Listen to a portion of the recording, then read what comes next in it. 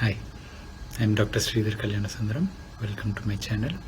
We had discussed in the previous couple of videos about formula feeding. One very important point to stress when you're talking of infant formula feeding is to be careful with the sterilization of the bottle. So it's very important that we don't introduce infection, because in the developing world especially, infection from inappropriate use of feeding bottles is a big cause of morbidity and sometimes even mortality. So be careful to read the instructions of how to sterilize. We have different forms of sterilization. We have the chemical sterilization. When you're traveling, it's easier to use that. We have the microwave based sterilization. We have the sterilizers using the old-fashioned boiling techniques. Be careful to dismantle the bottle. Then teat, especially the nipple, has to be separated in different parts. You have to use the brush or the bottle cleaner to wash it with soap, remove the water fully, and then sterilize it. After sterilizing, you have to assemble it with care to not introduce infection.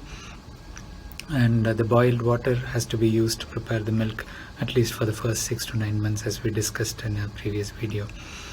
So how much milk to give? It depends on the size of the baby, the preference of the baby in terms of feeding interval, and the growth pattern of the baby. So we don't have any role for high energy milks in healthy children. The growth profile of each baby is different. So if your baby is following the growth profile according to the percentile charts, you don't need to be worried even if the baby is growing slightly on the lower side. It depends on the family tendency as well. You can refer to my video on growth pattern of the baby to refer to this.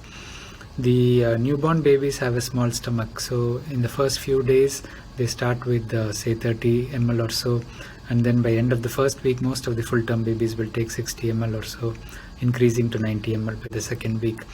It should be adequate to continue 90 ml per kilo, per feed every 2 to 4 hours in full-term babies. The duration may change from time to time. You don't need to force the baby. Let the baby demand the feed.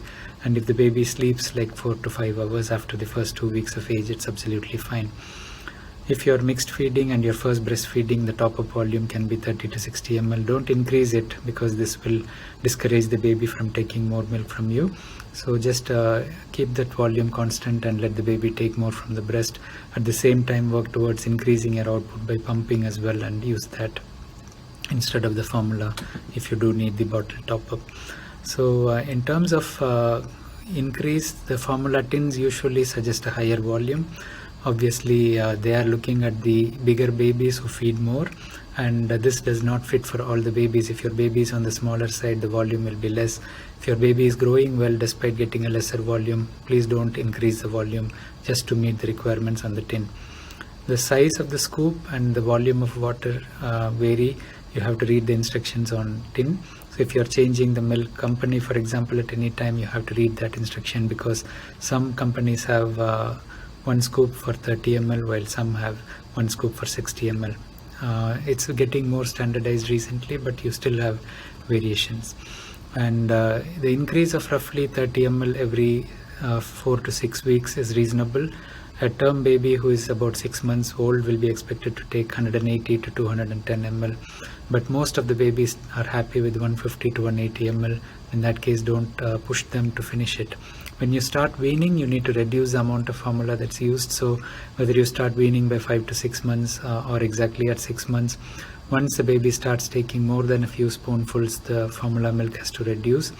And the frequency of feeding can reduce once the baby starts finishing half a cup of the meal, which will be like a full meal by itself. So it will be like a 4 to 5 hours pattern of feeding either the formula milk or the solid feed.